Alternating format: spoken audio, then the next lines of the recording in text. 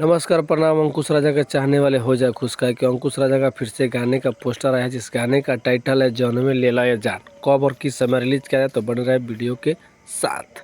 आप सबको बता दूं ये गाने को बहुत जल्द आप सबके बीच में रिलीज किया जाएगा, जिस गाने का टाइटल है जानवे लेला या जान।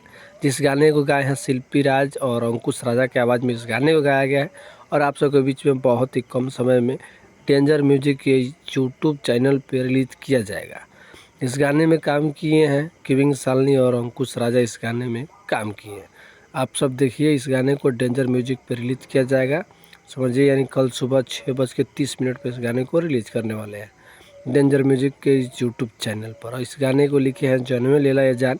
इस गाने को लिखे हैं भागीरथ पाठक, इस गाने को लिखे हैं और बहुत लाजवाब। और आप सबको बता दूं कि म्यूजिक संगीत इस दिए हैं विराज जी, इस म्यूजिक संगीत दिए हैं जानवे लेला या जान।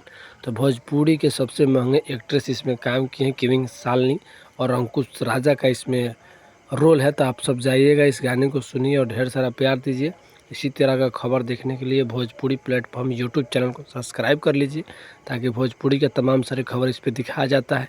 और अंकुश राजा का फ़ैन होंगे तो एक बार वीडियो को शेयर और कमेंट करके बताइए, ताकि और ऐसा वीडियो बनता रहे। मिलते हैं नेक्स्ट वीडियो में।